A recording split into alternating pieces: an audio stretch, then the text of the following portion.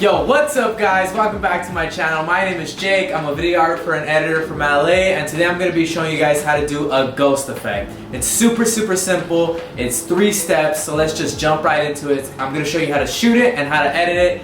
So no time wasted here guys, let's get into it. Alright guys, so I'm going to show you how to shoot the ghost effect. So the first thing guys is that you want to keep your camera on a tripod or a flat surface. So basically you want to keep your camera in one single position in the same location. It's going to be 2 different shots. So we're going to use my friend Noah here as the example to shoot this video. The first shot we want to shoot is with no one in frame. And to keep the shot consistent, we also want to keep the lighting the same as well. And make sure you don't move the camera, because then you're going to be able to see that when you start editing it. So I'm going to have my friend Noah kind of acting it a little bit. That's me. That's it. That's Noah. That's my boy Noah. Yeah. Alright Noah, so just kind of walk around and...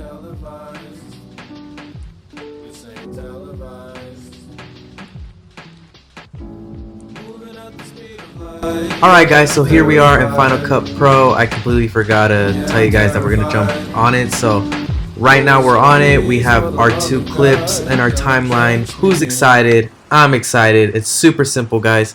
So right here we have our first clip with no one in frame. Alright, and then now we have our second clip with someone with your actor in frame. And yeah, you guys, you can direct as you want your actor to go. We see Noah here is dancing a little bit. So this was all just for demonstration purposes. You guys can shoot in any environment you guys want, outside, inside. So you have a lot of free creativity with this effect. So to show you guys the effect, it's gonna be super easy. You want to kind of line up your clips.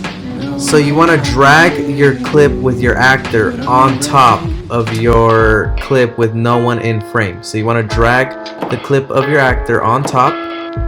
And all we're gonna do guys is we're just gonna play with the opacity, and we're just gonna drag it down to maybe 70%. Looks pretty good. Alright guys, and as you can see, as we drag down our opacity, we can see that our actor starts to look a little bit more see-through, starts to look a little bit more like a ghost. So let's just play it back to see how it looks like.